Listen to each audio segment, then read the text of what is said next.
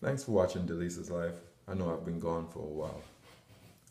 Trending news on Facebook is people should, whether you should buy a home or rent a home. And you have many people saying renting is the way to go. I find that strange because renting doesn't build wealth, it doesn't do anything for your family. In fact, you're making someone else lots of money. The only thing good about renting is the fact that you can get up and go, pretty much at the end of your lease. You can just move and you don't have to deal with anything because nothing is yours. But when you buy a home, whether it's a condo, townhome, or house, that is true wealth. In 20 years, 30 years, that property belongs to you. If you've done everything right, it's paid off. It can be passed along to your children. So owning property is generational wealth. It's passed down.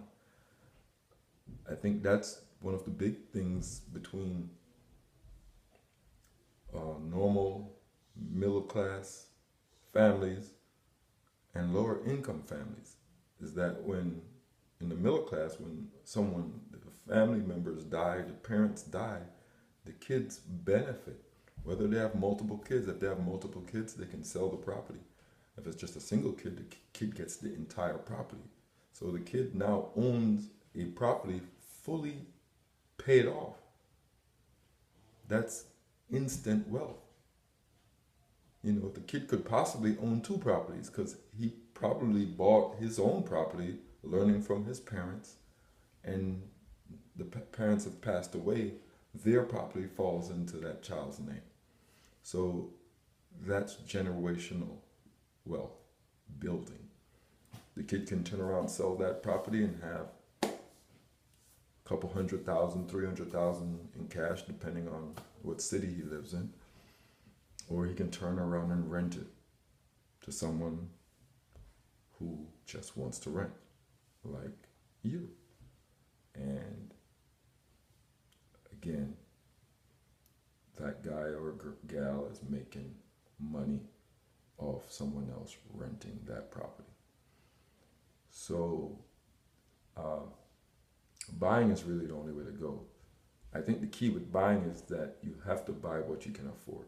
There's a lot of people buying into what they see as beauty, meaning you're buying out of their price range, and the banks were okaying a lot of this back in 2005, 2006. They were just signing off. You work at Publix, you make $12 an hour, sure, you're qualified for this $400,000 house. That doesn't make any sense.